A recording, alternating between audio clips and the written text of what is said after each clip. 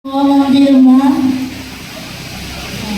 sa ating punong guro, Dr. Miguel Abucayablab, sa ating nagalang-galang na kapitan, hihingal pa pag ang ganda, no? Kagalang-galang Enrique de Ronco, sa ating mga panauhin, sa mga guro, sa mga bisita, at higit sa lahat, sa mga batang nagsipagtapos. Magandang umaga po. Ngayong araw ay hindi lamang isang simpleng seremonya. Ito ay araw ng tagumpay, ng pasasalamat at pag-asa. Isang araw na punong-puno ng emosyon, luha ng saya, ng pagmamalaki at pangarap. Sa ating mga nagsipagtapos, ang araw na ito ay hindi lang pagtatapos ng inyong pag-aaral sa elementarya. Ito ay simbolo ng lahat ng inyong pinagdaanan. Mga hirap, mga pagsubok, at mga tagumpay na inyong nakamit. Napakahalaga ng araw na ito para sa akin, sapagkat ang paaralang ito ay hindi lamang isang lugar. Ito ang aking pinagmulan. Dito rin ako unang nangarap. Dito ako unang bumasa, sumulat, at maniwala na may magandang bukas na naghihintay sa akin. Tulad ninyo, ako rin po ay nagsimula sa simpleng pamilya. Opo, nag-iisang anak ni Nay Fernando at Inay Conchita.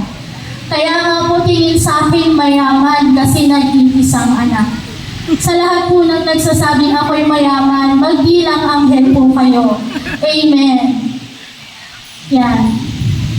Ang aking ama ay isang tricycle driver na kilala ng karamihan bilang si Kuya Pando. At ang aking ina ay isang tendera na kilala niyo naman bilang si Ate Time. Tatuwang din niya ang aking tiyahin na si Ninang Lourdes na mas kilala ninyo sa Ate Nini. Hindi rin po naging madali ang buhay. May mga araw na kailangan naming magtipid, may mga pagkakataon na halos kapusin. At kinailangan ko rin pong maging scholar ng Limay upang makatapos ng kolehiyo. Ngunit sa kabila ng lahat, hindi kailanman sumuko ang aking mga magulang. Araw-araw, pinipili nilang magsikap, hindi para sa kanilang sarili,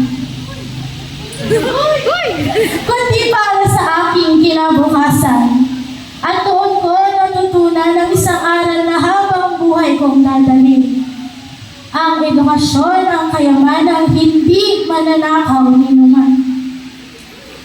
Tuwing naaalala ko ang aking ama na nagmamaneho sa ilalim ng matinding init ng araw, minsan pa ay ginagawang araw ng gabi. At ang aking ina na maagang gumigising at buong tiyagang nagtitinda, napupuno ng pasasalamat ang aking puso. Dahil sa kanila, nangako ako sa aking sarili. Hindi ako susuko. Mag-aaral ako. Lalaban ako at gagawin ko ang lahat para masuklian ng kanilang sakripisyo. At ngayon, narito po ako sa inyong harapan. Hindi lamang bilang isang guro, kundi bilang isang bata na nangarap, sumubok na takot pero hindi sumuko. Mga minamahal na nagsipagtapos, alam ko hindi rin po madali ang inyong pinagdaanan. May mga araw na pagod kayo, may mga aralin na nahihirapan kayo, may mga performance task pa na hindi nyo maintindihan pero ginagawa ninyo. May mga pagkakataon na gusto nyong sumuko, ngunit hindi nyo ginawa. Pinili nyong magpatuloy. At ngayon, narito kayo, matatag, matagumpay at handang harapin ang susunod na yugto ng inyong pag-aaral, ang pagpasok sa sekundarya. Ang inyong pagtatapos ay hindi lamang simpleng tagumpay. Ito ay bunga ng inyong sipag, tiyaga at tapang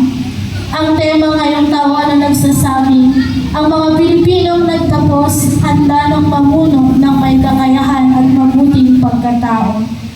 Nais kong ipaalala sa inyo, ang pagiging leader o tagapamuno ay hindi nagsisimula sa mataas na posisyon. Bagkus, nagsisimula ito sa maliit na bagay, lalong higit sa katulad ninyong mag-aaral. Namumuno ka kapag pinipili mong gawin ang tama kahit walang nakakakita. Namumuno ka kapag marunong kang rumispeto sa iba. Namumuno ka kapag marunong kang magmahal at tumulong sa kapwa nang walang hinihintay na kapalit. Hindi nasusukat ang pagiging leader sa lakas o kapangyarihan, lalong hindi sa dami ng salapi o kayamanan, kundi sa kabutihan ng puso. Ang tunay na tagumpay ay hindi lamang nakikita sa medalya o diploma. Ito ay nakikita sa inyong pagkatao, sa inyong kabutihan, sa inyong paggalang at sa inyong pagmamalasakit sa iba. Habang kayo ay papunta na sa panibagong yugto ng inyong buhay, may mga pagkakataon na kayo ay matatakot. May mga panahong iisipin ninyo kung kaya nyo ba. At kapag dumating ang araw na gusto nyo nang susuka pero hindi susuko, alalahanin nyo kung bakit kayo nagsimula. Alalahanin nyo ang inyong mga magulang na patuloy na nagsasakripisyo para sa inyo. Alalahanin nyo ang inyong mga guro na naniwala sa inyong kakayahan. Alalahanin ninyo ang batang kayo na minsang nangarap ng magandang kinabukasan at higit sa lahat, alalahanin nyo ang may amang Panginoon na siyang lumikha ng lahat. Walang imposible sa Diyos. Manalig at maniwala lamang tayo. Sa mga magulang, ate, kuya, lolo, lola, tita o tito, na tumatayong magulang na naritong kasama ninyo, ito po ay tagumpay din ninyo. Ang bawat sakripisyo, bawat pagod, bawat pagtitiis, lahat ng iyon ay nagbunga ngayon. Deserve nyo din pong palakpakan. Mga anak, palakpakan natin ang mga parents. Maraming salamat po sa inyong walang sawang pagmamahal at walang kapantay na sakripisyo sa inyong mga anak. Sa mga guro, kayo po ang naging ilaw ng mga batang ito. Ang inyong dedikasyon ay hindi matutumbasan habang buhay kayong magiging bahagi ng kanilang tagumpay. At ikinagagalak ko pong sabihin na ako ay kasama na ninyo. Ang minsan ninyong naging estudyante, kasama nyo ng maglilingkod na guro. At sa ating mga nagsisipagtapos o nagsipagtapos, nais kong iwan sa inyo ang tatlong bagay. Una, mangarap ng malaki. Huwag kayong matakot mangarap dahil ang bawat malaking tagumpay ay nagsisimula sa isang simpleng pangarap. Pangalawa, magsikap at huwag sumuko. Hindi magiging madali ang lahat, ngunit tandaan, ang mga tao hindi sumusuko ang siyang tunay na nagtatagumpay. Linawin pa ninyo ang inyong mga kakayahan. Pangatlo, panatilihin ang pagkakaroon ng mabuting puso. Sa mundong puno ng hamon, piliin ninyong maging mabuti. Piliin ninyong maging ilaw sa iba. Piliin ninyong maging mabuting tao na naglilingkod sa iba, sa bansa at sa amang Panginoon na lumikha. Balang araw, babalik kayo sa paaralang ito. Hindi bilang mga estudyante, kundi bilang inspirasyon. Maaaring isa sa inyo ang maging magaling na leader. Maaaring isa rin ang maging guro kagaya namin.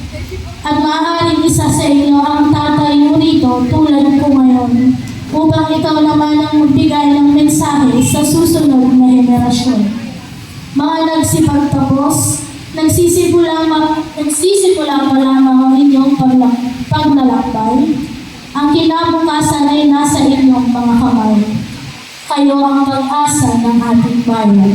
Kaya bilang mga Pilipinong nagtapos na handa sa pamumuno ng may kakayahan at mabuting pagkatao, magningning kayo. Sabay-sabay kayong maglakbay at ipakalat ang inyong mga natutunan sa Puting Buhangin Elementary School. Binabati ko kayo, mabuhay ang kabataang Pilipino, mabuhay ang paaralan ng Puting Buhangin. Congratulations, Batch 2026. Maraming salamat po at magandang umaga.